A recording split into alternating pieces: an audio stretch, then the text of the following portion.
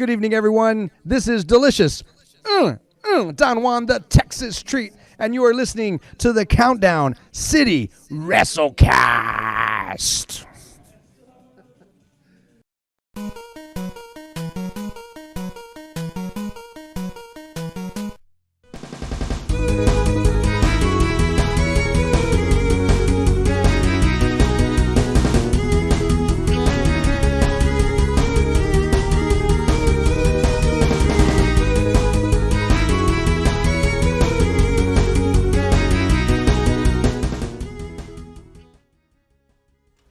What's up, heels and babyfaces? Welcome to another episode of the Countdown City WrestleCast. I'm your host, JC, and I am joined this week by Tommy. Oh. And we got Mike. What's up, guys? I'm Mike. I love wrestling. And like Cesaro's home country in the UEFA Championships, the Swiss, by the way, love always wins. Hell of a game. I did watch that whole game, I gotta say. That was amazing. Hell of a PK shootout. I missed it. I gotta go back and watch it now. Congrats to the Swiss national team upsetting the defending World Cup champion French national team in the UEFA Cup. Oh, nice. Pretty awesome. PK shootout. That was clutch. Which tells me the bar over La Resistance every day. Boom. I know Sheamus is Irish, but they weren't there, so you gotta. I on the list of things I wasn't ready for, that was all of them. I just was not. It's not Ireland, but England did beat Germany today too. That was epic. So the beauty of working from home is I do get to watch a little bit more soccer, especially UEFA. So the beauty of having summers off is I'm a soccer fan every time there's major global tournaments. So. Yeah. Exactly. And even if you don't speak Spanish, highly recommend watching in Spanish. It's a lot more exciting that way. It's definitely a lot more fun.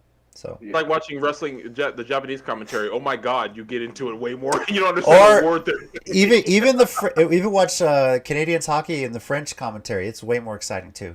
I think it's just when you're not used to a language. Yeah. It just sounds like they could just be like, he passes the ball, but they have enthusiasm, and you don't really know exactly what they're saying. I mean, yeah, pass that ball, yeah. Spanish and French are romance languages for a reason. I guess we know why. Yeah. So And that reminds me, there's a course, a Simpsons episode that makes fun of that way back when the American guy. You'll probably remember. He's like, I do. Passes the ball, holds it. And then they show the Spanish announcer. He's like, no, hold it. Like, super excited about it. What's up, Bernsey? We see you saying, I hope Tommy didn't hold back this time. I guess we'll find out, right? Tommy never holds back. Our Twitter account, see it right below Tommy, at @CCG_WrestleCast. Thank you, everybody, for joining us. Today, we're going to touch on a little bit of wrestling news. And then Mike has been talking about this for a while. He's got a nice little either-or game with some wrestling scenarios we're going to play a little later. I'll let him explain that when we get to it. We want y'all involved. Now, we thought this was going to be just that, but then good old WWE just giving us something to talk about in some way. Usually it happens on the weeks when we're absolutely off that this kind of thing happens. Yes. We either have to take it up on the next week, or we have an emergency show the following like that Friday or something. And this time it was like what? Right after we finished, or it was like, nope, I guess we're talking about this. I guess so. Let's get down to it. And now, when I put these together on the agenda, I realized, you know what? You could kind of categorize these into three different types here. So we have the WWE releases, we have the NXT releases, and then we have the 205 Live releases. Now, this does kind of factor in a bit when you get to the no-compete clauses here. So everyone sees my daughter in the background. About that. Hopefully we can get going on that. Yeah. Let's just start it right now. If you don't know by now, there's my daughter saying hi. Everybody say hi. Hi. Go to bed. Go to bed, everybody. They say go to bed. Mike says go to bed, Addie. Yes, go to bed. It's past your bedtime. One trip to Fist, Texas. She thinks you rule the world. Anyway, so on the WWE side of it... You put her next to the Wonder Woman statue. Yeah, right. So really, whose fault is that? Now, I know that they've been on NXT mostly, but we had Tyler Breeze, Fandango, who his indie name will be Johnny Curtis, and I'm pretty sure we'll see him on there pretty soon. Killian Dane and Marina Shafir on the WWE side of things. Now, Marina was probably more NXT, I think she was expected to go join a stable soon with her husband, Roderick Strong, but who cares when it comes to budget cuts, right? Well, I was going to ask, too, I know they spent some time on the main roster, but were Tyler and Fandango technically under main roster contracts or NXT? Yes, because once you get the call up and you're on the main roster contract, wherever you go? Yeah, same basically applies for Ember Moon, Finn, anyone that's gone up and is back down. They're considered main roster. So, for in regards to them, their no competes, except for maybe Marina Shafir, but their no competes are 90 days. Right. So, on the NXT side of things, there's the tag team Ever Rise, which is Chase Parker and Matt Martell, and Arturo Ruas. They're released. As I understand it, their no competes are 30 days, but unless they negotiate it out somewhere. That's interesting because I think Ruas showed up on Raw Underground a few times, if I remember correctly. So I think technically he had been on a main roster show, but but Raw Underground, the level of experimental that was. So. Yeah, we're really gonna talk about Raw Underground? No, I was kidding. I kind of want to sometimes because honestly, I think everyone kind of forgot that ever happened. I'm positive some people don't even know if that even happened. Surely someone on YouTube has put all those parts together like in just one video, and that'd be interesting to go back and just watch all of those. I hope they did. I hope you guys can't hear the fire. Apparently, someone like next door, it sounds like, are popping fireworks at this house. Yeah. Probably out here too. You get used to that. My neighborhood's doing the 2-week, testing fireworks before the. Pretty much. Fireworks and cicadas. Just that's the sound of Texas out here, outside the city limits. And now, this final bit of releases, I pretty much can say, can we say this is the end of 205 Live as we know it? Yes. Tony Nese, Ariya Daivari, the Bollywood Boys, August Gray, and Kurt Stallion, gone. All 205 Live releases. I'm pretty sure they're all considered WWE releases, so it might be a 90-day thing. I don't know. That's the thing. Yeah. I want to wait 90 days to see Kurt Stallion wrestle again. Depends what they negotiated. Yeah. So, either way, it's pretty obvious. None of them, based on their no competes, is going to be showing up on Impact Slammiversary. Just over a week and a half away. Unless they go under a mask. Yeah, that could be the loophole. I was gonna say, absolutely, Rhino did that. I don't care. No one says that was not a body double. Look, those thighs are unmistakable. Yeah. Those are look. I'm not a guy who can identify other guys' thighs immediately, but Rhinos stick out like a sore thumb. There's several wrestlers who, just by the shape of their bodies, are somewhat easily identifiable. I agree with you. Rhino's one of them. Maybe we'll see a luchador that's a model, goes by the name of Byler Trees, and we'll see if that guy shows up. You never know. Who was Byler Trees? Was it the ROH or who was it that had like the masked stranger? What am I thinking of? I don't know. I don't know, but.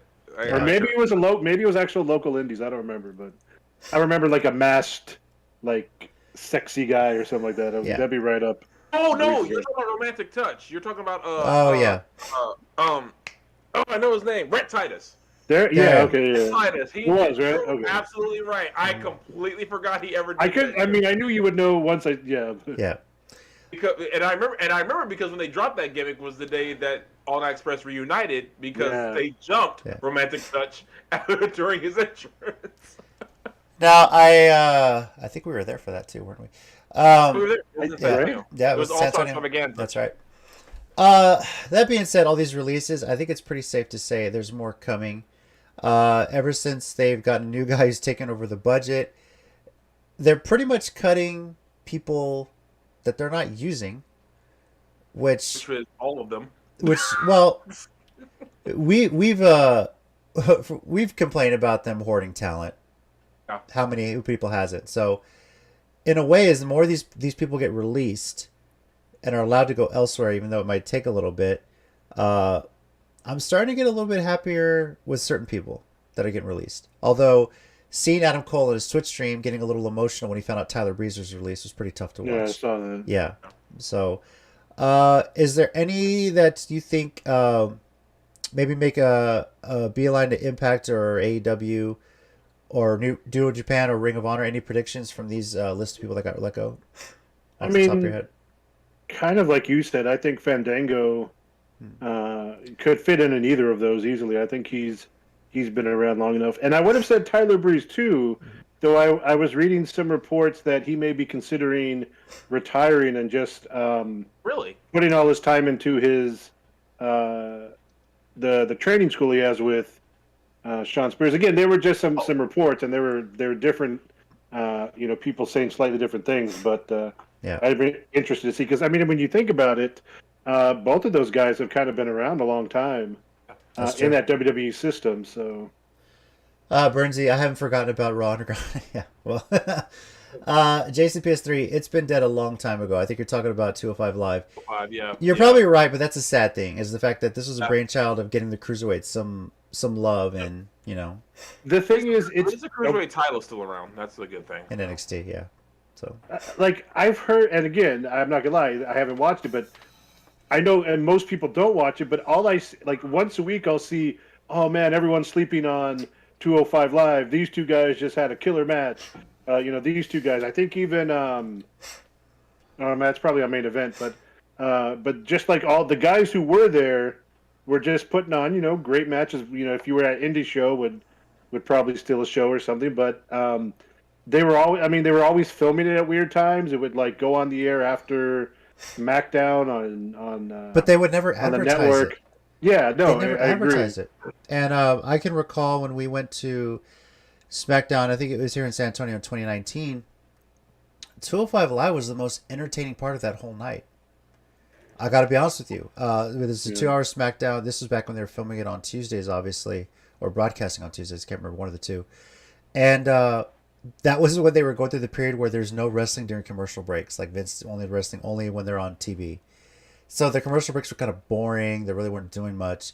That's got to be the weird. Yeah, it was so weird, trust me. But then when 205 Live came out, free reign, no commercial. This was the WWE Network filming. Yeah. It was so good. The crowd was so into it. It's always been entertaining. And you could tell these guys, they made the show. Vince probably didn't want to do it. He got talked into doing it. They're not given the TV time properly. They're not even advertised. They're not marketed. But these guys brought it. They had some great work ethic. They told some great stories in the ring.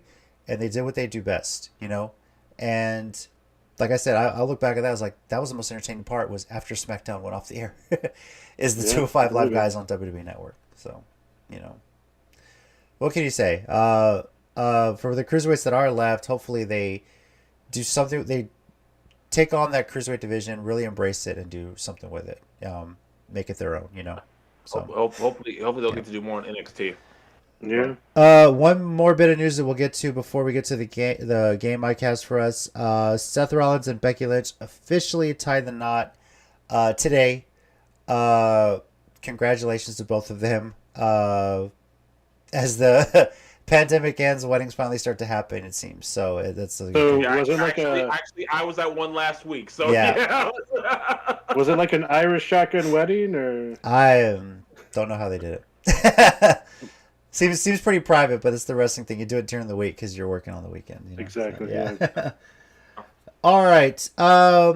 We might discuss a little more things during 1 minute warnings. I'm sure we've all got something to talk about. I personally do as well. But what I want to talk about, I want to save for mine. But until then, Mike, you've been talking about this game for a while. If you want to give us a little background on it and kind of explain how this works, we're ready. Let's rock and roll, man. All right, guys. Well, again, as I've mentioned a few times that we have been talking about this before, first of all, full credit to Cultaholic, which is where I got this from. They do a weekly podcast on Fridays, and they have a mailbag segment and something they call Reese's Pieces, where it's fan questions or fan games that they create. And if you've watched it for a while, you kind of get how they create the games and stuff. So this one, and I've kind of tweaked a little bit from the original ones, but the basic idea is you're presented two things. Two situations that you could go back in history and change, right? So the first ones are generally going to be people that should have won, that didn't win matches we feel like they should have. Which of the two would you go back in time and change? The other one stays as is. Then we're going to do a few, depending on our time, where two good things that we generally like, one of them is going to get erased, and you're going to flip it. You can only keep one of them. Right, so that's where it may get more fun. Okay, I already don't like this game, and I don't want to play. This is gonna be tough. Yeah. But we'll start you out, and then y'all can go in any order and just see what y'all say, and we'll see what we get responses from. Brandon, see you in the chat, B Ninja. What's up, man? Hey, what's up, Brandon? For anybody that's joining us live, or even if you're watching us on the VOD afterward, feel free to comment. Let us know what your answers let us know your choices. We'd love to see what you guys think of this. So and so you give us the answers, then kind of why, obviously. Yeah. So the first one, we'll start off like this: would you rather go back to WrestleMania 19 and have Booker T beat Triple H, or back to WrestleMania 31 and have Sting beat Triple H? Which one would you rather go back and change? I'm gonna say Booker T. Definitely. I think that one stings a little. No pun intended. Stings more than the Sting one. I was thinking he did that on purpose. But that one's just like that. This is a guy coming in. This is still a little bit fresh off of the WCW being brought into WWE thing. Booker, he's pretty much on his way up, and the one guy. This seems to be the only guy. The one guy that just never seems to want to put anybody over. This is your chance to really make this guy a star and legitimize on some level the talent that WCW is bringing in, and you don't put him over. That Sting. We'll get to it later. If you have another scenario, I'm more upset they just didn't book him against the Undertaker, but that's just me. Still, well, yeah, Also, to continue the puns here, I guess you could say these are the bookends of Triple H not putting over WCW talent. Nailed it. Tommy. I was like, no, I quit. I can't do the show anymore. No. Booker T, because the whole promos leading up to it almost felt like it was guaranteed he was going to win. Yes. I agree. It was like, and also, I have a hard time watching that match for the exact reason knowing he was going to lose, and because that was the longest ever it took to pin someone I've ever seen after a finish where they didn't kick out. Yeah. I was like, oh my god, that took forever. So no, Booker T all the way. If it's a Sting, because that match was weird for its own reasons, but Booker T should have won that match at WrestleMania. Yeah, NWODX anybody? That's why that match is weird. Brandon B Ninja 2210 says Booker. He agrees with us. Booker. And I think honestly I would have gone the same way.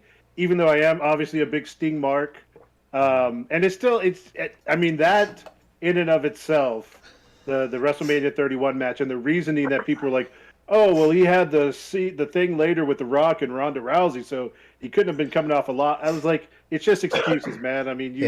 It would have been fine for Sting to go over and then do some other stuff, but no, between the two, I would have gone Booker T too. I think so. I guess my thing is why do people think, or even Triple H himself think, losses would hurt him? Really, they don't. It's not like he's viewed as any less strong. He's really not. He put a big stop to the Summer of Punk too, so don't forget that. This is so stupid, by the way, too. Yeah, you had gold written all over it for crying out loud. It did. It did. All right, second one. Here we go. Bray Lord. Wyatt beats John Cena at WrestleMania 30, or Rusev beats John Cena at WrestleMania 31. Ooh. Boy. Ooh. Hey. You see the theme of people who don't put others over in the right spots. I gotta go with Rusev on this. I really do. Bray, the thing with Bray, his character, pre-Fiend, could take some losses and it wouldn't hurt him. That was the beauty of his character. So losing to Cena, cool. But Rusev, he was coming in as this unstoppable, undefeatable wrestler coming out of NXT. You had the whole Russia versus US thing going on, and I know this was all really about national pride at WrestleMania and having Cena go over, but this was kind of the tail end of Cena's WWE run until he's going off into acting. Why not put this guy over? Why not, you got heel written all over it if you let the Russian, well, not fully Russian, but the fact that he was representing Russia in this, go over your hardcore American, represents the military, the Marine, John Cena kind of thing. You could have had it. You had gold right there. You had a heel fans would have booed forever, and instead they turned it into nothing against Rusev Day, but they kind of fans started cheering for him because they weren't using him right. That was really ultimately what it was. And now he's a bigger star elsewhere. But I definitely with Rusev. This is cutting fantastic promos, by the way. If you guys haven't seen the one he Yes. cut on Saturday, that promo was amazing. Still upset he beat Darby Allin, but that's just me. I'll mark out for I that. am too. Yeah, but my God, he's been on a tear ever since. He sure has. So, but still, the fact that you had a great character right there. You had a guy that was the build. He had a great manager who had a great look, who's what Vince was obviously looking for in a manager, and go with that. Bray is apparently is super flexible according to him. Yeah. So. Bray's character. Hey, I didn't say anything he didn't say. So Bray's character, much like the Undertaker, can get buried alive, take a loss, turn the heat lamp off, whatever, and he's still a great character. He's still over, you know. So yeah. Let me pose this question real quick before Tommy goes on his. What's up? Would he have needed the heat lamp had he beat Cena way back then? If it was way back then, he was the Fiend. He would have needed. No. I mean, would he have need to develop the Fiend character had Bray Wyatt beaten Cena way back when? Just food for thought. Probably. Yeah. So. Personally, though, I actually would go with Bray at 30 to win instead of because. Okay, here's what I'm thinking. Bray at 30 to beat Cena because if the perfect world of good booking, which we know does not exist. If Rusev had lost to Cena at WrestleMania, that would have given him a clear path to just go after a world title, which I thought was the point of him losing in the first place. I thought, okay, they're moving him to a world title picture. Now he doesn't have the U.S. belt to kind of not. I won't say hold him back because that's not true. The U.S. belt's really good. But now he can go free of another championship he has to worry about. He can just go out and focus on that, which is what I thought was the point. As we all know, that didn't happen. Okay, sorry. So had to get that out. But so yeah, that was my thought process the whole time. My thought process the whole time was that was where Rusev was going, and so, but Bray having that huge win over Cena would also propel him to getting towards world title status. Also, which should have happened in a different way than it did originally. But again, the less said about that, the better. But but yeah, no. That's just my feeling. I don't disagree with what JC said at all because I absolutely see his point. That's just from my perspective. I think that's what they could have done too. So yeah. And if Bray doesn't lose that match years ago, we don't get the Firefly Funhouse where Cena returns the favor years later at WrestleMania, the Pandemic Edition. You know, so. Yeah, and for me, I like a lot of both your points, but I think I kind of lean toward JC for the reason of, and I think it's shown that Bray Wyatt has a lot more to his character that can withstand it, and I think it would have done so much more for Rusev to get that win and propel him. I mean, I would have been fine either way, but I think Bray has enough with his characters that he can do more with it. And I think it would have really helped Rusev a lot.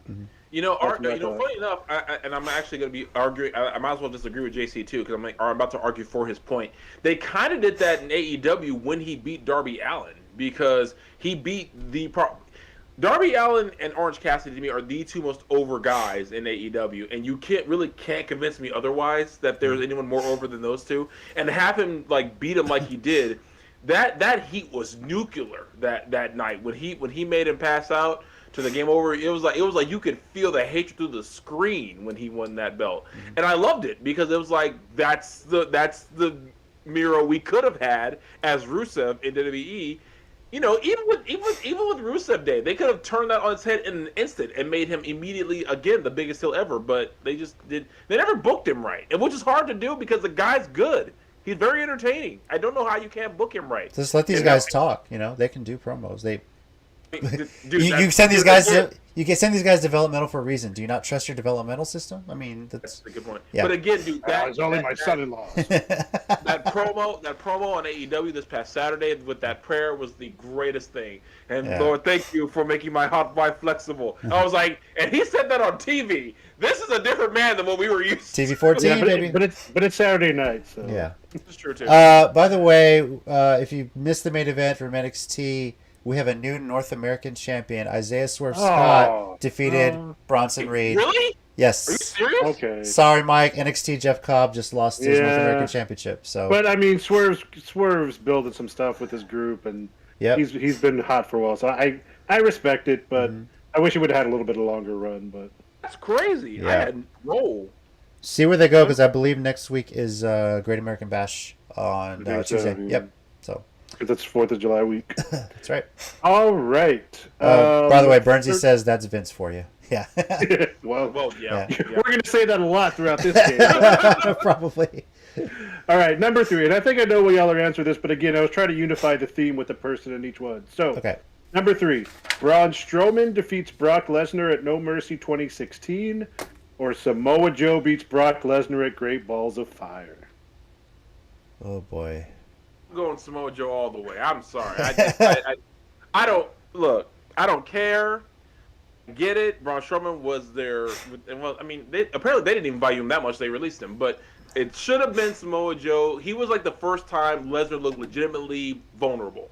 Like that promo, that time Lesnar came out and out of nowhere Joe just choked the living life out of him. Like that dude looked actually terrified. It should have been, and at least he should have at least been able to take more than one F5. I hate that one F5 beats these guys who are going super powerful and one F5 doesn't. It's like, first of all, who keeps giving him the cheat code to go in with his meter fully on and then he can just hit his finisher right away? Look, that's my favorite joke when it comes to him using the F5, and until he stops doing it, that's always going to be my joke. So, but it's like... Someone gave him a Game Shark. Right. I can't lie. I was a Game Shark dude. I 100% was. I'm not going to lie to you guys. I was 100% a Game Shark dude. But... I'm showing my age, but it was Game Genie for me, but that's my age. So. Yeah, I didn't have one of those. My cousin did. My cousin had a Game Genie. I wanted one, but I didn't get one. But it's like, but no, as much as I hated the name of that damn pay-per-view, and I hated that damn pay-per-view name, should have been Joe. This one's easily Joe. Now, if you give me that scenario, Strowman now against Lesnar, I'm going to take Strowman easily. But back then, this was when he was making his first big run. So. Yeah, he was still green. He was still a lot to learn. Lesnar was still the unbeatable guy. You really wanted to build that up some. But Joe, those promos, you're bringing this guy in. He's still fresh into the company. He was killing it with those promos. Samoan submission machine. What was Lesnar's big weakness in the UFC? His first loss to Frank Mir was to a submission because he couldn't get out of a heel hook. And then, he ran into Cain Velasquez, just knocked his ass out. But that's another story. But I love that. This is all Joe. The surprise, he's in his head. Like, use that. And yeah, again, one F5. Really? I agree with that. But this is, again, another that's Vince for you. I didn't build this talent up, so I'm not going to book it that way. But my other thing is that my problem is with Joe is I am one of the people who, when people say who has sat and watched those 1 hour CM Punk Samoa Joe matches, when you guys ask who actually watched those, I was that guy who watched those. I think I have downloaded actually. Yeah, so I've seen the second one probably like 3 or 4 times. I sat through the entire hour like 3 or 4 times. I'm that big a nerd, to the surprise of no one. Joe versus Kobashi. I mean, God. Okay, yeah. Side note, if we can count, I can't count the number of times I watched Joe versus Kobashi. I stopped trying to count that like 3 years ago when I was watching it again. So there's that Twitter trend where it's like, name 5 movies you know for sure you've seen more than 10 times. Instead of movies, it's wrestling matches for... I need to put that up on the WrestleCast. You know what? After this, I'm going to try to remember to do that and put that up on my Twitter, and let's all try to do that. All right, let's see some of the responses we got on this one. B Ninja Joe, Burnsy Joe, Steady. What's up, Steady Joe? B Ninja says Joe was smooth with it within the promos going into the build. And then he called us cheaters because he just did game facts. Look, first of all, I'm going to defend myself. I didn't do the Game Genie or Game Shark thing until I actually beat the game, and I was just trying to mess around. However, on the original Animal Crossing, I needed a Game Shark to unlock The Legend of Zelda Super Mario Brothers. There was no other way to get those games. You needed a Game Shark to get those. Anyway, then he also said Brock's chicken legs. It's like Stephanie McMahon against Ronda Rousey. Exactly. That's... So I actually won money on the Frank Mir and Brock Lesnar fight the first time because I called the Mir winning. So I saw B Ninja's comment. He said I just did game FAQs. Yeah, I did that too. Game facts, baby. Yeah. Game facts. I also cheat, but like I don't cheat anymore. But as a kid, I cheated my ass off on video games. I ain't gonna lie. So I'm more of a completionist. I gotta find everything. But that's just me. You know what upsets me so much? What? I had that original NES Super the Ninja Turtles game, right? It's so hard. And that was one of the hardest thing others. I saw a video the other day of how this guy got through the swimming electric fence one. I literally wanted to go like dig out my old NES and be like, I can do it now. Like that was just oh man. Look up a speed run for all these old games, and you're like, Yeah. oh, okay. Yeah, actually, it's amazing. You know what? I'm not gonna lie. I feel the same way. Whenever I watch a speedrun or something, I want to go dig out and see if I still have it like my parents' house. It's like, hey, mom, dad, do you still have this or that? And then try to see if I can do it. So Like my best was I could not get that swim level with one turtle. I need at least two. Like, gave up. sorry, but Raph, you're gonna die. I gotta leave Mikey. You know, never beat the original Ninja Turtles game. No, me neither. Me I neither. never beat it. Yeah. I have no shame in admitting that. Yeah. And officially for it, I'm Joe also for this one. Brandon says, Tommy, Jesus sees your lies. Awesome. All right, Mike, what's next? Okay, so this one kind of breaks unifying themes, but two interesting ones. And again, I think I know where people go, but let's see. Okay.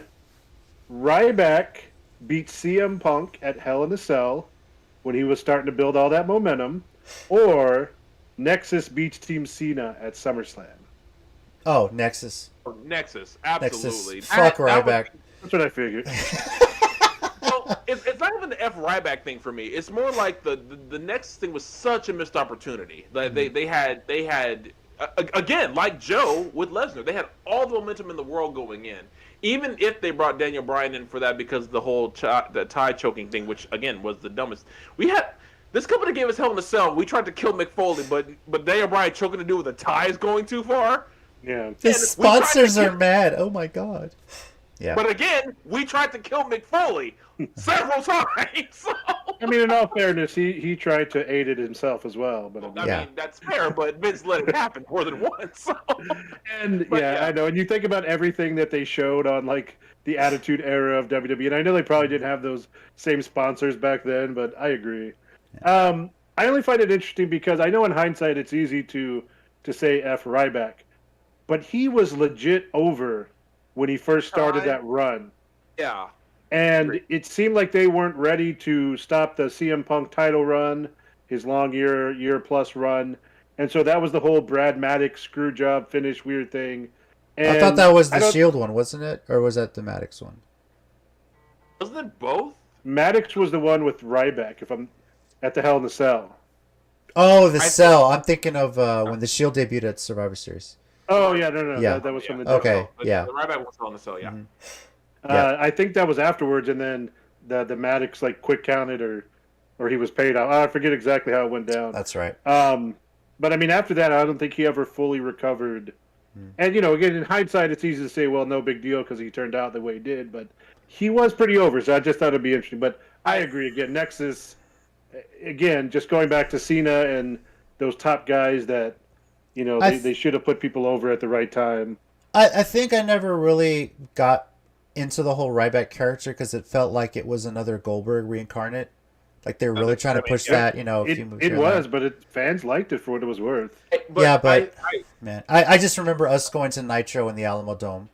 When Goldberg's match was on, nobody sat down because it could end at any time. Oh yeah, but that was also in the golden age of Monday Night Wars. Pretty much. I also think that with the Ryback thing, like, again, this goes back to where the good booking makes the difference. Yeah.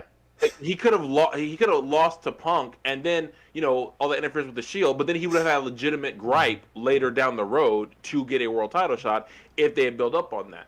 I never did fully agree with him losing it to The Rock at Rumble and everything, and getting that guaranteed match with Cena. That always kind of fell forward. I would have rather it have been a triple threat with all three of them because I thought that would have told a better story. But I also think it would have been better for Ryback to like maybe build up for the next year. Like of getting more wins, maybe getting a IC or US title, and then getting a shot that way. I didn't like this is always my problem with WWE when they just drop contenders 100% and never make it look like that. Cesaro. Cesaro. Yeah. Well, yeah. I mean, you're not. You were absolutely. I mean, not let me see wrong. what happens Friday, but Rollins is talking about getting a title match, and Cesaro's doing mixed tag. So let's see what happens. Yeah, it's true. With his possibly shipped girlfriend.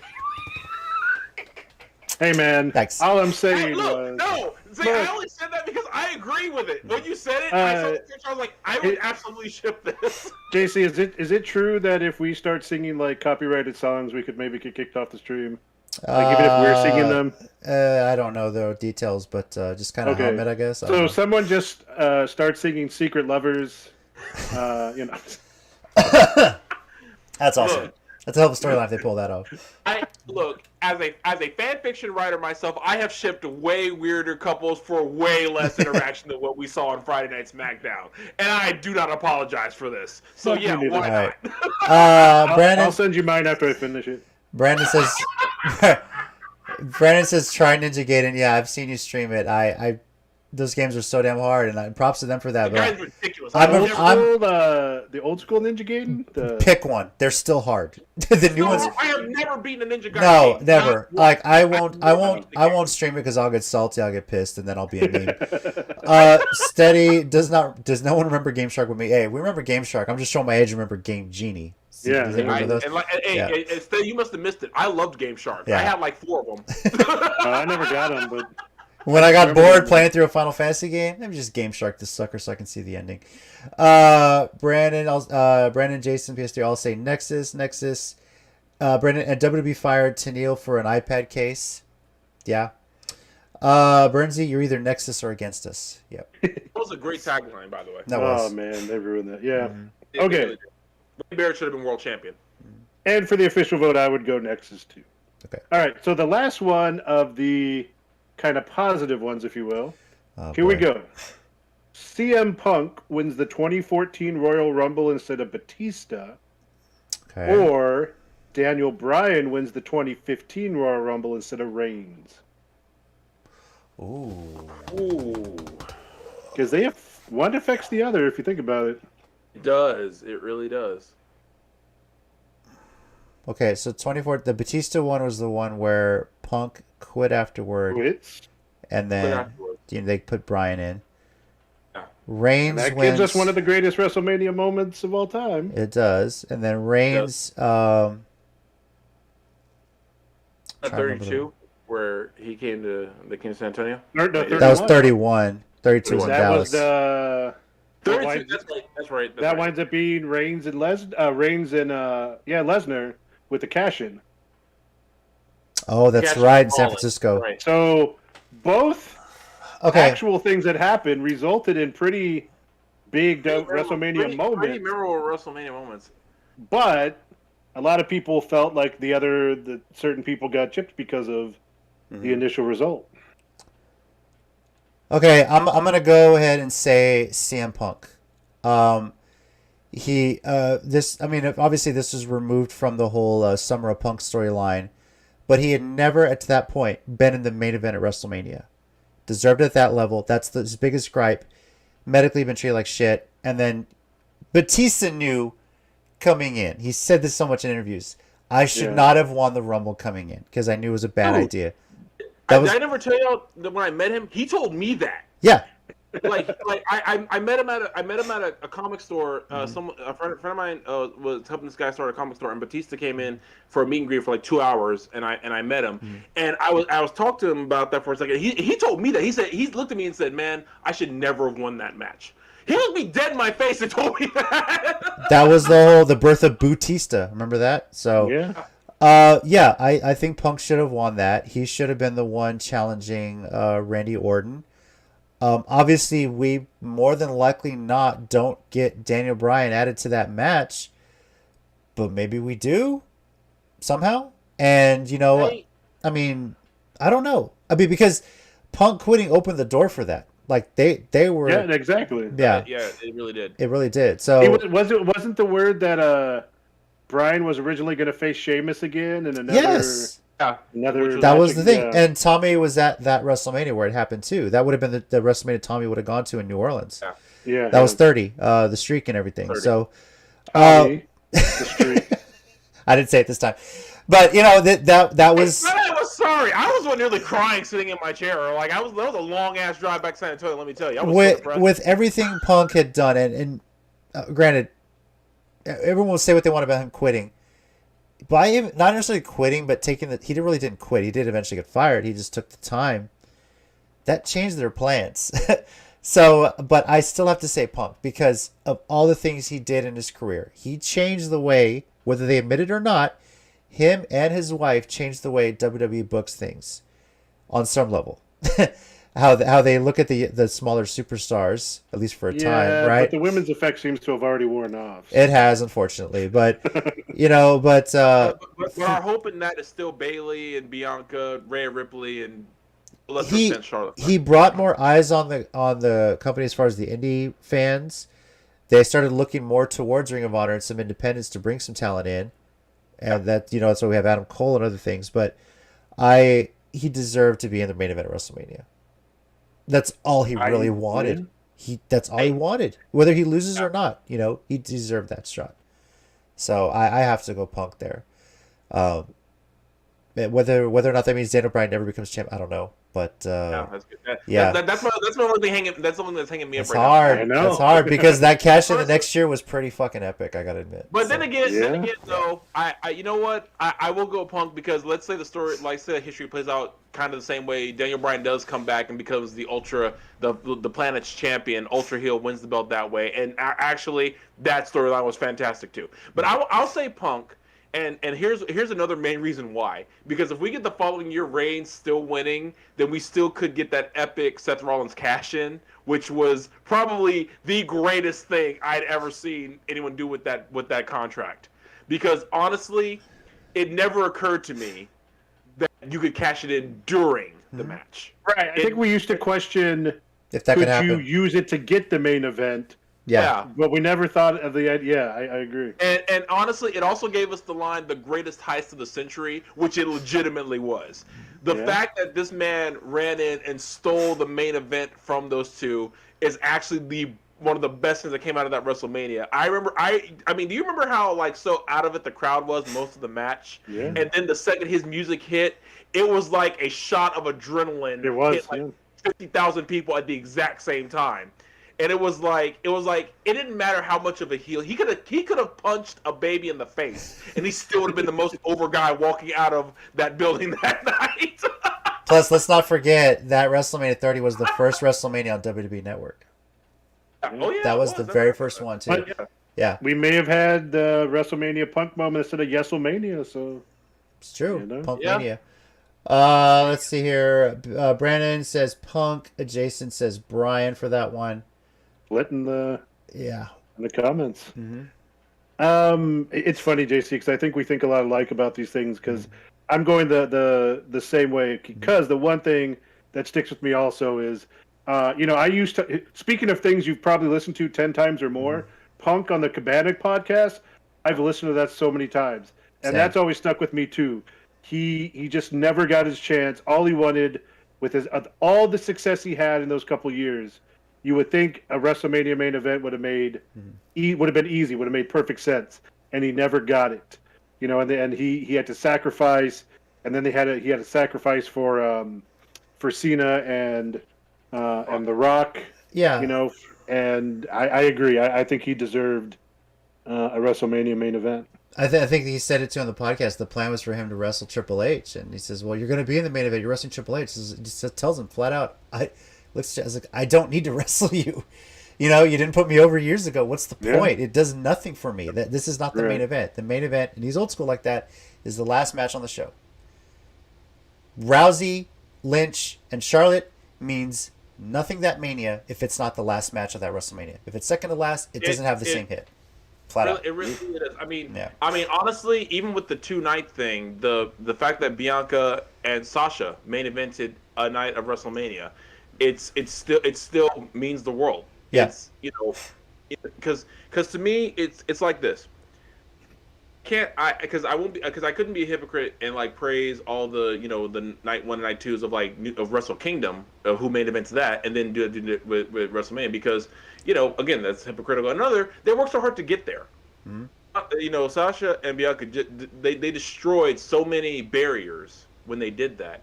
And given the work they put in that whole year going towards it, they deserved it. Punk the same way. He should have been the main event one of those nights. I have nothing but nice things to say about The Rock. The Rock, John Cena, they have, thanks to them, wrestling is a multi-billion-dollar industry when you combine all these companies. You know what? It really is thanks to them. Whether people want to admit it or not, The Rock and Stone Cold got the world's eyes on pro wrestling. John Cena kept the world's eyes on pro wrestling, and now it's just everyone else to do it. And no disrespect to them, main event, sure, or maybe just the highlight of the show, but was the guy as world champion.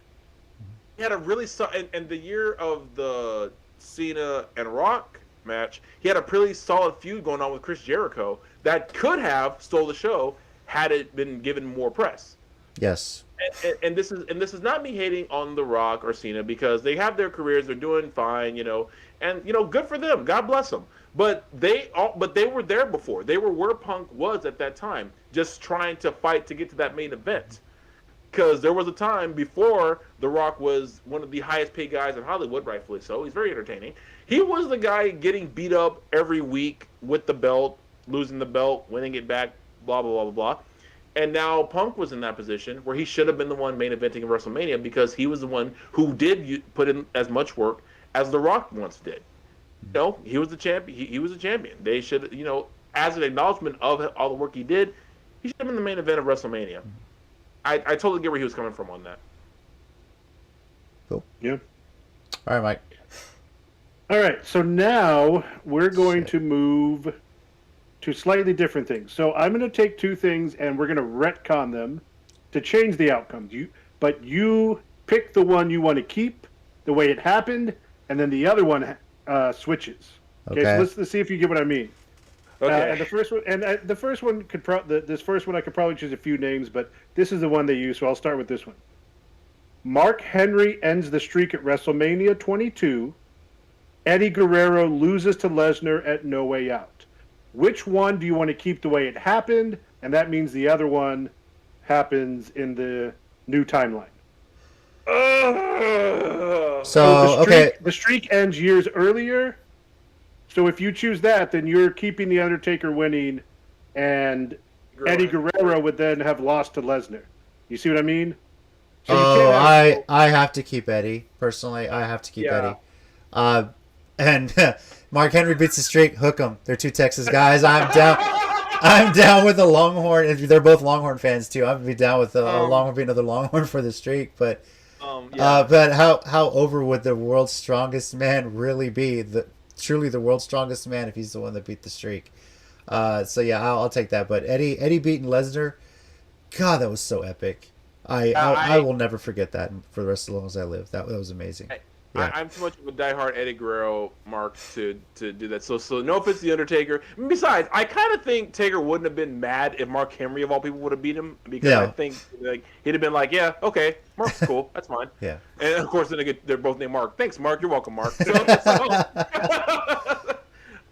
I don't know, man. That Eddie Guerrero, and you know what? I think it would have put Mark Henry at the super upper God tier heel level, like you were like nuclear heat. Can you imagine the amount of hatred he'd have had? Well, pretty much what we felt for Lesnar for the last couple of years. Yeah, but Mark Henry's been there every day.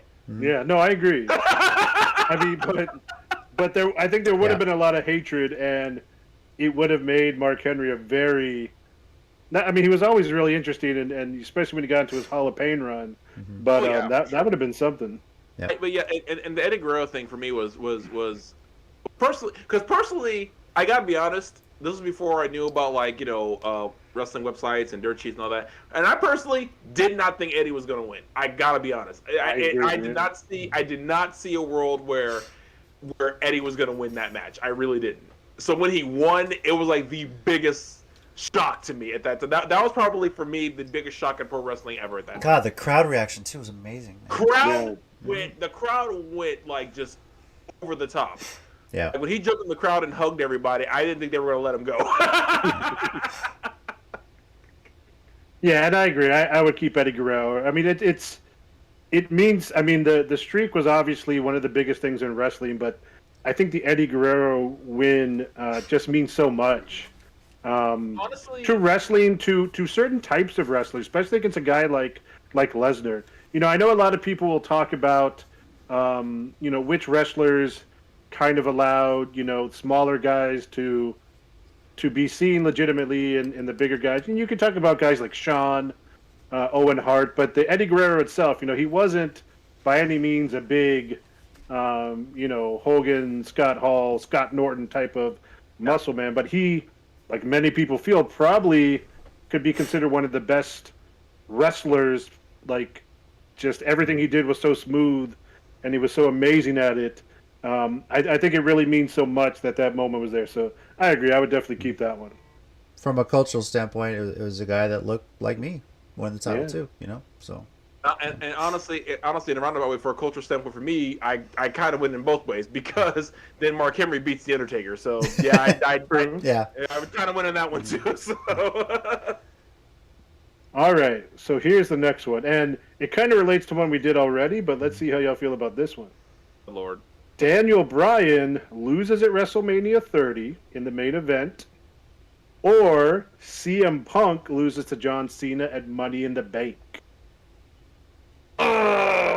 Which one are you keeping? Which one is going to stay there? I'm keeping CM Punk. I'm sorry. I have to keep CM Punk because as far as who goes over, better damn will be Randy Orton that beats Daniel Bryan at WrestleMania 30. But I definitely have to keep Punk beating Cena for sure.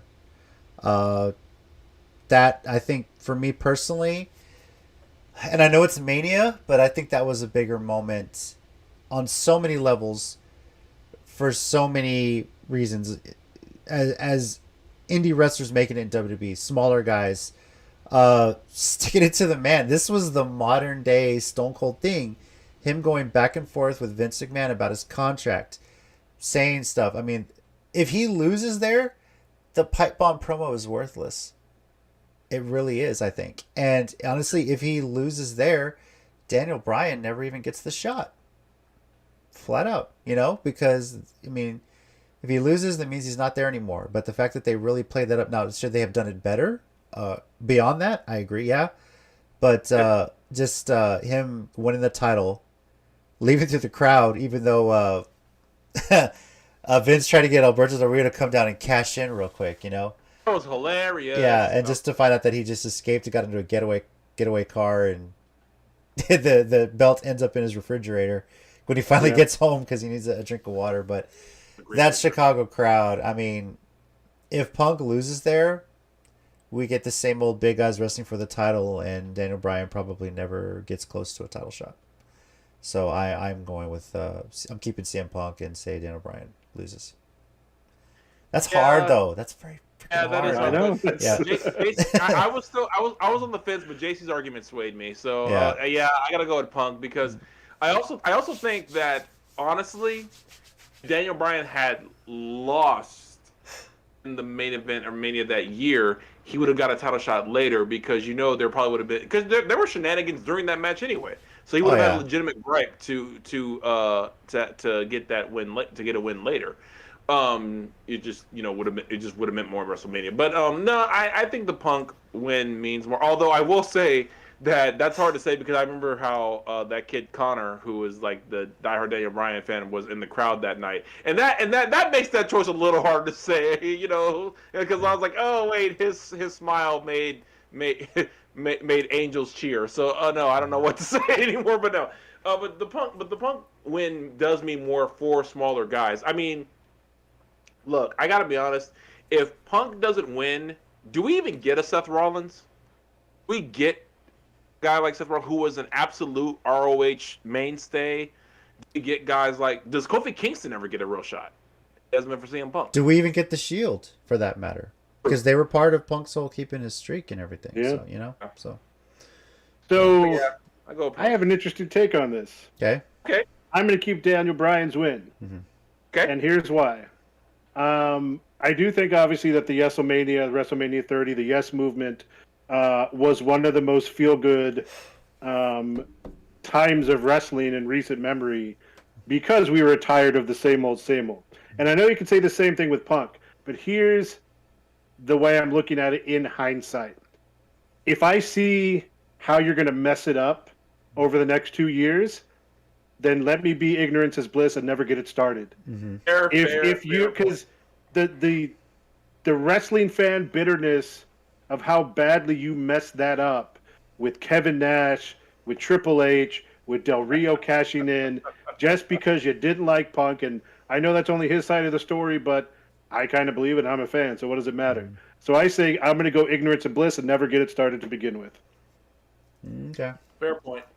That's a fair argument. Okay. Now here's a fun one. Oh, Lord. Next one. Charlotte wins the triple threat at WrestleMania 35. Okay. Or Reigns wins the main event at WrestleMania 31, even with Rollins trying to cash in. Oh, boy. Wow. Wait. I was about to say what? That's not. Wait. I'll take Roman. I'll take Roman. I'm keeping Roman, and here's how I book it. If Rollins cashes in, Lesnar gets taken out of the match, and Roman pins Rollins to win the title. No. So you're keeping Becky winning at WrestleMania and letting Reigns win. I'm keeping Becky winning at WrestleMania and letting Reigns win. Yeah. First time the women closed WrestleMania, of epic triple threat. The lead up for that, the fact that she pinned Ronda Rousey to do it, you gotta keep that. And I will always take a pick where Charlotte loses at this point, because goddamn, she gets too many shots. That match though, as much as they booed Roman, it would have been really good to see them book it where Roman pins Rollins, and then Lesnar's got a legit gripe about wanting a title shot, but he won't get it for a few months because his contracts, he has limited dates, right? So I think I would take, given the scenario, I'll take Roman winning then, but I got to keep Becky winning at 35. You have to keep Becky at that point. Yeah. Yeah. My reasons are far more simple. I just wanted Becky to win. So yeah, and so if I have to pick the timeline where she has to win, and the one choice I have to change is Roman wins at 31. Okay, fine, because Becky's got to win. That means that the TVA comes with their little disintegration sticks and says, "Heist of the century, no more." Yeah. I'd have to do it. I'd have to do it. Yeah, Becky should have won that match. Bernsey also says Roman for himself too. He'll take Roman winning over Charlotte and keeping Becky. Yeah, no, I think I agree too. I think everyone just is tired of Charlotte winning. Exactly, like I said, it's not just. I mean, it's not just Charlotte's winning. It was the Becky the Man run was again one of those runs that was just. It was epic, and the visual of after Nia broke her nose or her face or whatever, and she's standing there with the SmackDown shirt with the blood, the Survivor Series lead up with her and Ronda and everything. The weird booking with Charlotte where they try to make Becky the heel, and then they try to make Charlotte crazy like Becky, and it never quite worked. Like Becky was over no matter what, and the fans were not going to have it any other way, and so and. Again, ignorance is bliss, and well, I said you keep the cash in, but no one was expecting that cash in till you hear the music hit at WrestleMania 31, and then you said that shot of adrenaline came, but yeah, no, I'd probably keep that. I mean, in a perfect world, we also could have gotten Tribal Chief Roman a lot earlier because now we see that he can do it. Again, ignorance is bliss. We didn't know it at the time. If he had shown up the next night on Raw. Suddenly with this arrogant attitude and acknowledge me and stuff, we would have been like, what just happened? he needed some new teeth, some whiter teeth. That's really what it was about. So okay. I think this last one might be near impossible. Oh, Lord. So this is the last one I have for us. Okay. Daniel Bryan beats Kofi at WrestleMania 13. Ooh. Or 30. Wait, 13? Or 35. I said WrestleMania 35. Okay. Or Sasha beats Bianca Belair at this past WrestleMania.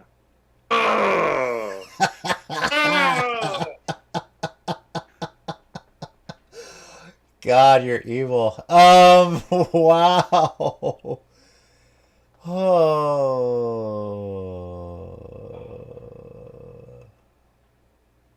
Anybody want to join in? Anybody? Okay. Anybody in the chat want to talk us into one way or another? This is hard. Okay. I gotta go with winning over Daniel Bryan, so Sasha would beat Bianca. Here's why. No matter what, Sasha and Bianca still main event WrestleMania. That doesn't change. True. So win or lose, that's still a win. And Bianca still has that feather in her cap. It doesn't matter what everyone says. She's one of essentially 5 women who's ever main evented WrestleMania. So the Kofi win, I think, needed to happen.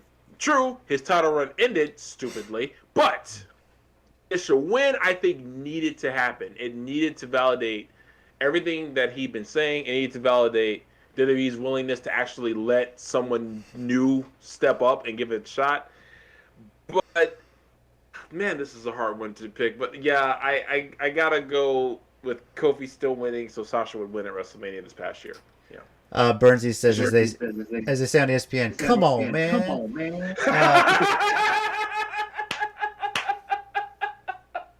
I have to. Well, part of it is because we're getting an echo. I'm hearing echo. Okay. Is that you, Tommy? Sorry, is it me? Yeah. Just mute for a second, and then you can still hear us if you can. Partially because I actually picked Sasha to win at Mania. I'll take Sasha to win at Mania.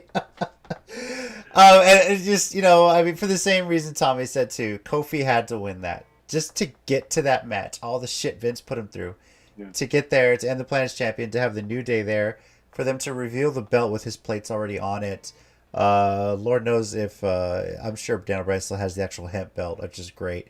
But I gotta go with I gotta say, given the choice, I'll take Charlotte over Bianca. They still main evented. They still put on a hell of a match. I'm sorry, Sasha over Bianca. I know you assume it would be Charlotte because it's already started. Sorry, it just but yeah, I'll just go with that. So, okay. Tommy, a quick mic check. Make sure you're still working there. Am I still here? Yes, you are. Okay. Cool, perfect. No, I agree too. And for similar reasons, what you said, like Kofi had been in the WWE so long, it was again, every now and then WWE just, I don't think intends, but like naturally through the fans and things, get these storylines that really people get invested in. Mm-hmm. And the Kofi run was definitely one of those with the New Day. And the same thing, Bianca, even if she had lost, like Tommy said, she was in a WrestleMania main event and her future's bright. And maybe she wins it at the next pay-per-view, or they hold off till SummerSlam and build her up again for a rematch. I think that had more chance to extend. And even after Kofi won, we saw what they did to him when they moved SmackDown to Friday nights, and he had to lose to Lesnar in 10 seconds. Yeah. So, I mean, they weren't going to give Kofi much. So, yeah, I'll definitely take that when he had the And think of me, if Bianca had lost, Sasha was the heel going in. If she had lost through shenanigans or whatever, you could have just made Bianca the sympathetic superhero going into, like you said, you could build it up to SummerSlam and then, have her get that big blow-off win then. And, that had just been the, pyro, confetti, all that kind of stuff. Or she's in the upcoming Money in the Bank for that reason, Yeah. So sure. Yeah, that too. Yeah. All right. I've got a bonus Cesaro edition. Oh, go ahead. I'm going to list... Of course he does. I'm going to list 17 times they should have pushed it. Wait, my thing is, I'm like, wait, 17? Wow, you narrowed down your list. Yeah, I had to cut a lot of them, didn't you? I knew we had times. Oh, man. So there you go, guys. What do you think? That is really cool, and I think we should do this a little bit more often. This is actually fun. It almost gave me more stress than I was expecting. Yeah. Like, oh, God, my pulse. Well, what I was thinking, and obviously this was mostly a WWE one, is that maybe with you guys' help, or one of y'all could put the next one together, that we do some, some New Japan, Impact. AEW doesn't have a long history, but I'm sure there's some out of AEW we could choose. A couple of AEW ones I think we could do that I think would be fun. So I think maybe next time, whenever we do this, we try to diversify it a bit. Sure. I'm down. The If we all bring WWE one was fun, maybe if though. we all bring like our own scenarios to the table. Ooh. One for Mike might be Cesaro wins the championship at WrestleMania, or Lita wins a championship at another. I have no idea. I'm just making shit up here. Make Mike pick one. Lita or Cesaro. Oh, what? Okay. I got one right now. Just real quick. What? Cesaro main events WrestleMania, or Lita main events of WrestleMania. Oh boy. Well, it's got to be Lita and Trish if it's going to be Lita. Yeah. That's what it be. Yeah. Yeah. Yeah, that would have been an interesting one. Mm-hmm. Or Cesaro and Bayley romance storyline, or Charlotte Whitnam. No. Charlotte loses. Yeah, this is cool. This was I can't cool. lie. You had me at Cesaro Bayley romance storyline. I can't lie. I really enjoy that, and honestly, like, if maybe next time we do this around, we each come up with a few scenarios. Yeah. If you guys are out there listening, if you have a few you want to throw at us, tweet them at us, CC_WrestleCast. We'll play those as well. Maybe we do this if there's ever any lull in the wrestling world for a bit, you know. Hopefully, no one else gets released in mass anytime soon. Well, the way Nick Khan is apparently handling all the budget stuff going on in WWE. No, it's not his fault. That's what WWE said, so it's obviously true. Give me a break, whatever, dude. All right. With that, we're gonna move into the segment of the show called the 1 minute warning. Mike, I know you put together a lot of scenarios for us this week, but do you have anything you want to say for a minute on top of everything? I don't know if I do right now. I honestly didn't keep a track of as much wrestling this past week. Obviously, I watched SmackDown because it's got my two favorites. Yeah. I didn't really watch much of Raw last night. Who did? Yeah, I know. Raw's still on the air? You know what? Actually, something just popped into my head. Cool. So, yeah, just give me a minute. All right. I love how we said Raw and it's on disdain, and that gave him an idea. You'll see why when I get started. All right. Whenever Okay. you're ready, set, and go. So some of you might remember last year, probably before the pandemic, a group called the Forgotten Sons. It was Jaxson Ryker, Wesley Blake, and Steve. Now he's Steve Macklin that he's been released, but I forgot what he was. Cutler before? Steve Cutler, I think. At maybe. least 2/3 of those guys Okay. have been released, but yeah. So their gimmick was that they were apparently all military, they had served or whatever, and that I have no problem with. But apparently, Jaxson Ryker had some very controversial views and posted some very controversial stuff, and apparently it halted their use on TV. But somehow, despite all that, Wesley Blake and Steve Cutler get released, and now all of a sudden Jaxson Ryker is some sort of babyface fighting Elias. And I don't get that. And I'm hoping when fans come back, they don't buy into his BS. And I don't know why we're trying to push him as a babyface. First of all, he's boring. There is nothing exciting about him other than he looks kind of jacked. But his character is really lame, if there is a character. But that was just kind of weird that, again, the two guys who could wrestle and were trying to distance themselves from him are the ones that get released because they're smaller guys. And, you know, the dude who allegedly looks juiced, he gets to stay around even though he was the one who started the controversy to begin with. So, yeah, I forgot about that. That just kind of popped in my head. Wow. I'm with the people who are like, wow, and Jaxson Ryker still has a job, but you know, Dango and Tyler Breeze, you can't find anything to do with them. I'm sorry, those two guys who did Fashion Files, you can't find nothing to do with them. Nothing to do with them. Tommy, 100% agree. When you were the WWE that is all about the wider general, not just hardcore wrestling audience, the fact that you can't use the Iconics and Breezango, yeah, and basically like R-Truth. I mean, granted, I'm sure they want to wrestle and be more serious, but as a WWE, you could have used them at any time, anywhere, and they will make people laugh. Like, I agree with you 100%. This is also the same argument I kind of have with Toru Yano, JC. It's like wrestling is more than just the action, and this is coming from the guy who loves the action, but I love the comedy too. I mean, first of all, I'm not saying like Breezango that they can't wrestle. I mean, my God, they can. Yeah. But they're funny.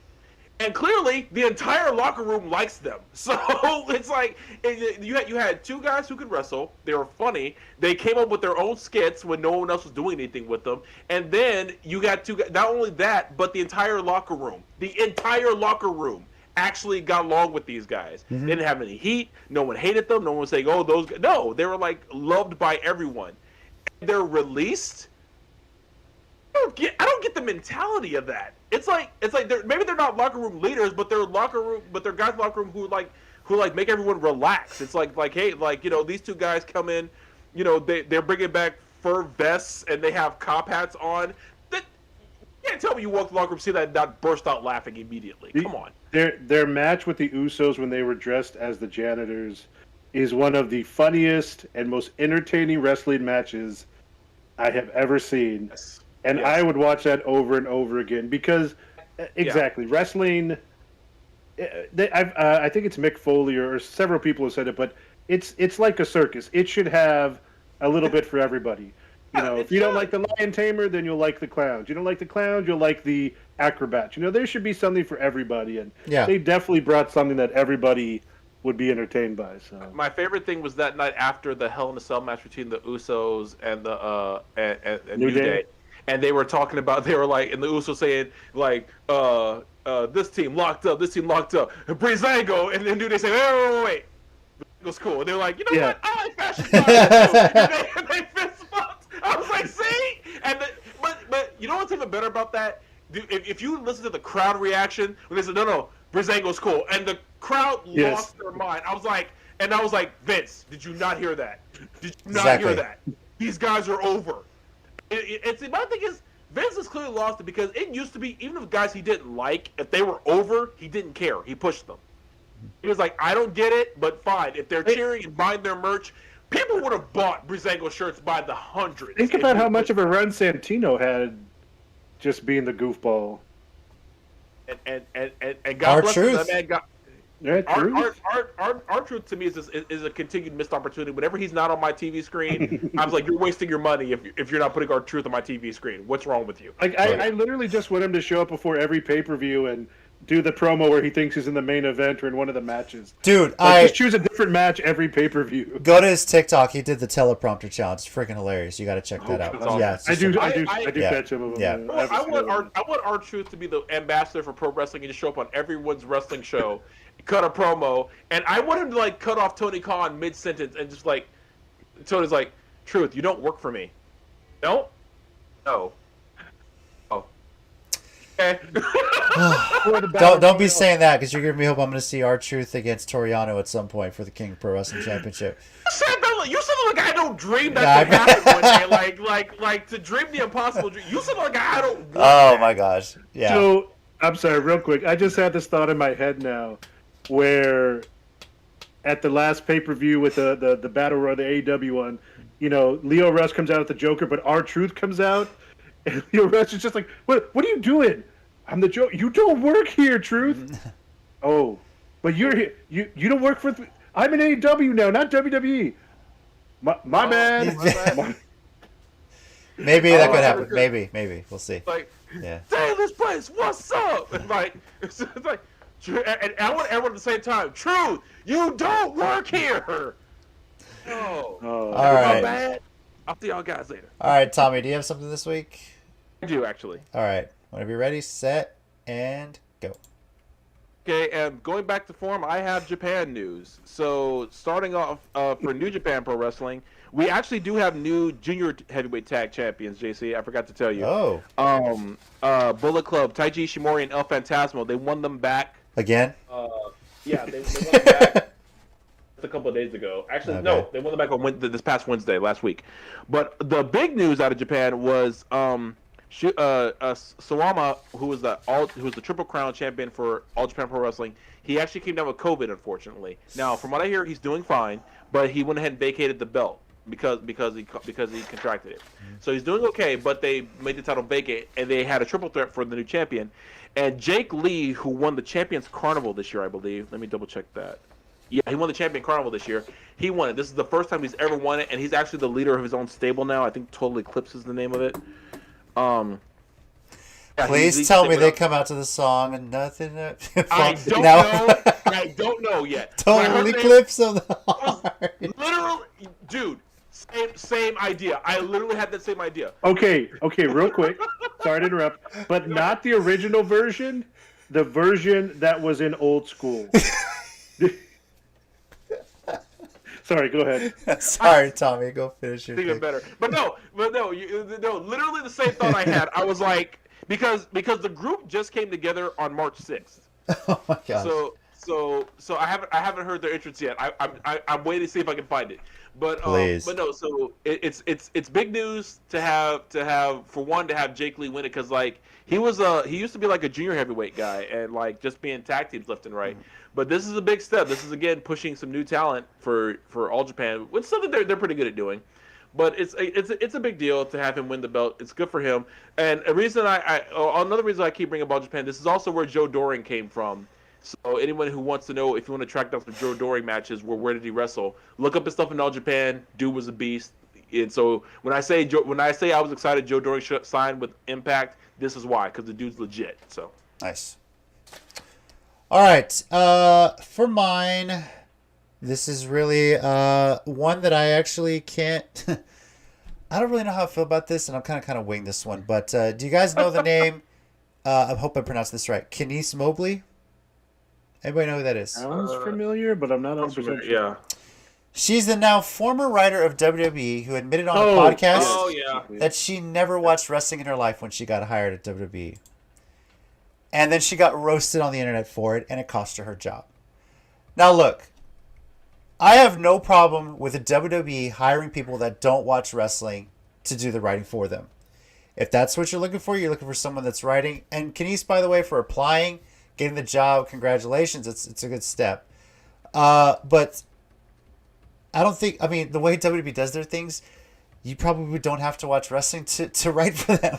Let's be honest. It's probably better if you don't. Yeah. Because, yeah. Hell, I can't imagine Wrestling Minds have been booking Raw for a while. So yeah.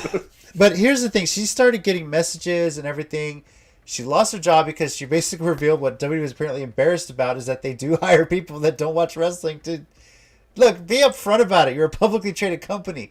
If this is how you do your writing, at least be honest about it so we know, and maybe we won't complain as much. But honestly, it makes the most sense out of anything that's happened this past few years. It really does. But that being said, the fact that people... And there's one message she got, and she screenshotted and shared this, I got to read. It says, how ignorant can you be? You get hired to work for one of the most respectable companied...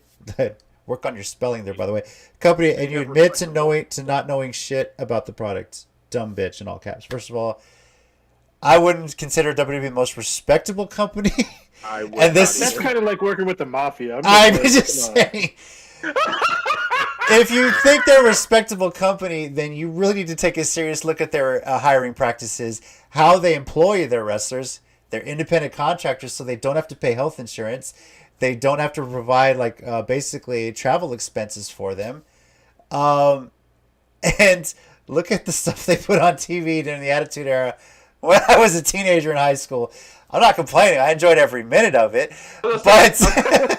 But a lot of young men discovered their preference in that era. So. Look, it's very questionable how respectable WWE is, the point of this. But to Kenice Mobley, I don't know if you're watching this. You don't watch wrestling anyway. But I applaud you for taking a leap as a writer and getting a job for a pretty high-profile TV company. Yeah, high-profile is a better word. That's it. And honestly, with so many people producing TV shows, be it Disney, Netflix, or any other network out there that's looking to produce new stuff, it's a job. It's a writing job. And I applaud you for it. So congratulations. I'm sorry it ended this way. It sucks that WB got embarrassed by what you said, but that's like saying I'm going to go write for a Disney Plus MCU show, but I haven't watched a damn second of any MCU movie. I just triggered Mike. But, if you can come up with a good story and knowing the characters and they give you some background, go for it. Just make sure you got the character's name right, because it's Bobby Lashley, not Bobby Ashley. That's the only thing I complain about. So, God. Still, fans, just back off. That's the way WWE does business. And maybe now it makes more sense. Maybe I won't complain as much. We'll see. So. I will not make that promise at all. I absolutely refuse. But my thing is this, is that, because when I heard that, I was like, okay, suddenly a lot of dots just connected. Like, almost immediately, a lot of dots connected. And I will, and once again, I'm going to, you know what this does to me? It gives AEW an absolute pass. Because at least getting. At least he's been admitting that from the start. And WWE, really, all the talent you could hire who've been watching wrestling for years, decades even. I mean, they fired Arn Anderson, for God's sake, so this immediately tells me what they've been trying to do. So it's like, okay, AEW, you just got yourself a huge break. So all right. The irony is too. Oh, sorry. I was gonna say the irony is too. AEW is basically being written by big wrestling nerds, because all those EVP guys, like, they admit it themselves. They're just big wrestling marks, and you know they watched all the stuff we watched when we were younger, and when we were, you know, they were our age, or we were all the teenagers and stuff. So, you know, they probably don't have a room of 30, right? Because I've heard so many interviews where they talk about WWE just has, you know, a room full of writers, people you don't know, people who don't know what it's like to be in a fight, who don't understand. And so it didn't really shock me all that much. I feel bad for her. I guess, you know, Look, didn't realize. if you want to write a storyline, maybe a plan for something, by all means. But you don't need to write a full promo. Here's what I think. Here's what I think you should talk about. Do the bullet points, like, here, talk about this, talk about this. That's where they need to let the wrestlers do their talent. It's got to be a give and take thing. Now, obviously, if you are a writer and you get hired as one, maybe you should watch a little bit of wrestling to know what you're getting yourself into. That's what I was gonna say. Okay, so I actually had a conversation with a friend of mine about this recently. So whenever I'm doing, like, one of my fan fictions thing, if it's something I'm familiar with, I'll still watch it more to make sure I'm getting it right, like the tone right. And, like, even with my own stuff, it takes me forever to write something and put it out there because I'm making sure that it's like I'm matching up with what I've been building up for the whole time. And the thing is, and with that being said, even because, like, going back to your MCU example, JC, is like, if someone proves themselves like a good writer, and they say, hey, and like Kevin Feige says, hey, I want you to write for the MCU, and they say, I've never watched it, but when you get hired, I think you're gonna watch some MCU after you get hired for it. So, you know, so I kind of get what she means. Like, you know, if you've never watched wrestling before, but you prove yourself a good writer, you should familiarize yourself with what you're writing about. That being said, I don't think she should have lost her job. And I do think fans are being a bit too hard on her. She didn't hire herself. I think if you're going to throw heat on anybody, you got to throw heat on Vince. Once again, big shock that I'm an advocate for throwing heat on Vince. Big shock there. I know, it's so out of character for me to do that. But it's like, it's going like what I've been saying for, like, I feel like the past 3 years now. He should know better. When Tony Khan makes a mistake in AEW and doesn't push this person or that person, or doesn't focus on the right thing in a promo, or not a promo, in like a camera shot or in a feud, that's a new guy getting it wrong, which I expect. Like I've said a million times, I love AEW. They're not perfect. If Vince gets something wrong, that's a guy who should clearly know better. It's like Vince. You were the undisputed king for about almost 20 years now. You should not be having this much trouble keeping your roster happy and keeping them employed. See, yeah. I just kind of feel like he's at a point where he doesn't see it as his mistake. It's just like the people that do the thing the way it was supposed to. You know, they didn't do it the way I thought I saw it, so that's their mistake. So yeah, I don't know. That's true too. Good point. All right. Again, our Twitter at @CCG_WrestleCast on the bottom of the screen right under Tommy. And if you're watching us for the first time, please definitely subscribe. We're here mostly every week. That being said, we're going to be next week previewing Ring of Honor Best in the World. They're finally getting back in the pay-per-view front of some fans in Baltimore. I believe they're going to have fans there. And just to kind of give you a heads up what's going on, as I mentioned, next week we're going to do that. The week after, I'm going to be out of town, but that is going to lead right into Slammiversary and Money in the Bank. Yes. So either that Friday night, the 16th after SmackDown, it finishes airing, or possibly the next Saturday morning. We're figuring that out. We will go live to preview Slammiversary and Money in the Bank. So it'll be either Friday evening or Saturday midday, something like that. We'll figure that out from there. And by then, the July 14th 90-day deadline will have passed. We assume or we hope that somebody possibly will have debuted on Impact that next day, the Thursday, the 15th, leading into Slammiversary. And we'll see where that promo's been taking us that they keep showing for Slammiversary too. So Tommy, use the thesaurus. What else can we call the? I wonder if I still have that list saved somewhere. I wrote down a whole lot of crap.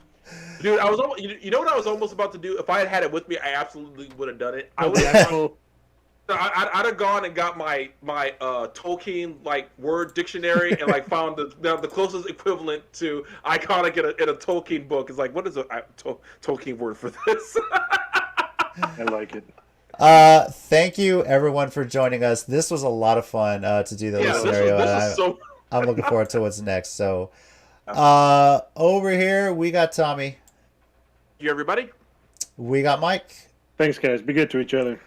And I'm JC, and as always, heels and baby faces, remember, pro wrestling is real. People are fake. I actually hit my camera that time. See y'all next week. Bye, guys.